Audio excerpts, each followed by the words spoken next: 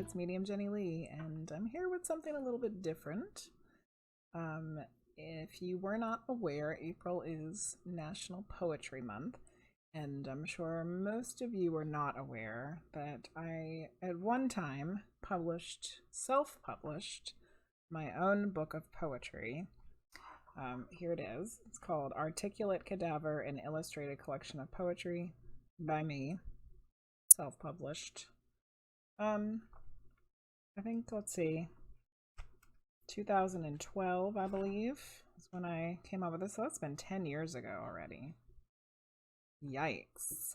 I was inspired by my friend Charity over at Aquarius Rising Tarot. If you have not seen her tarot work, you should go look at it on YouTube, Aquarius Rising Tarot. She also published her own book of poetry, and she was inspired to share some of her poems, reading them aloud, and I thought I would do the same because, you know, why not? So I was flipping through here and I'm not really sure which ones to read. Most of my poems were written between the ages of probably 16 and, well, 30, I guess, is when all of these were written. So between 16 and 30.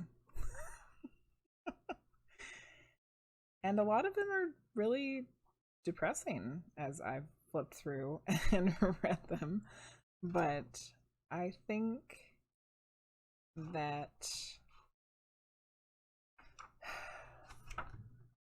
it's really important when you are feeling negative emotions that you get them out of your head and onto paper, whether it's with writing, poetry, visual art, song lyrics, whatever. Something that you can get out of your head and onto paper. It's important. So a lot of my poetry is sad and depressing and dark and whatever. But it's interesting to go back and read them because my views on the world have changed so much.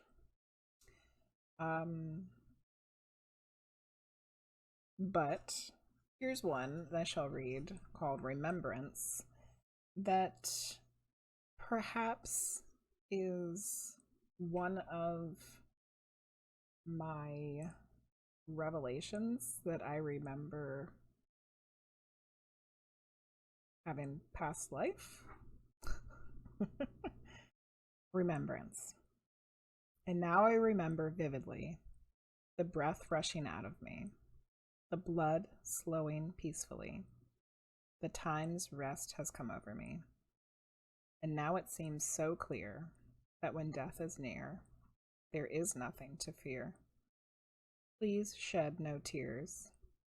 These times will pass soon enough. Other lives will begin and end. Just let them flow on out. Ride the wave with little doubt, for I remember now. Yeah, good stuff. It's a little dark and depressing Dr. Seuss in the middle there, I think. Ay, ay, ay. Okay. What else shall we read? This one I think a lot of people can relate to because it's about anxiety and not being able to live our truth. Which I've come to complete these things now, so I can look back on this and with a different mindset. But a lot of people get in this particular frame of mind. This one's called Cacophonous Concept. The streets of my mind are flooded. Ideas are loaded. Circuits shorting. Fuses blowing. Need a way to release these temptations. Rain pouring down is usually cleansing. Today it only fuels my brain. Concepts of my life. Feelings untold. Creativeness unspent. If only myself could be myself. Let myself roam free. carelessly free into the world, to see and express myself. Instead, I sit behind a glowing screen, typing out everything that ever had meaning, creating only a fraction of my soul's bounty, caging the rest to be forgotten. Twisting fits inside my gut, nervousness, anxiety, turning me to mush. Someone pack me up and take me for a ride. Open the door wide and watch me soar. I'm ready for this, but will my patience hold? Feeling the next step with blind eyes, anticipation creeping down my spine. I know what's next way too often, and yet I let it burn, patiently waiting for the next turn.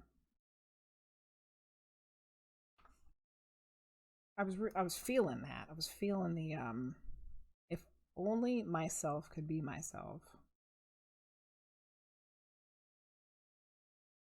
I feel like I just recently let myself be myself all the way. So 10 years later, I'm sure I wrote this more than 10 years ago. I wrote that a long time ago. Let's see if we can find a happy one to end on.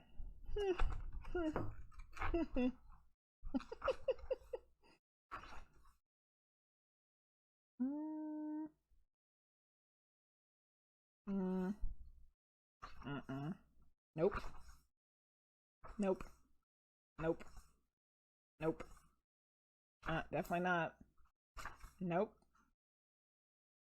Apparently there's not a lot of happy ones in here.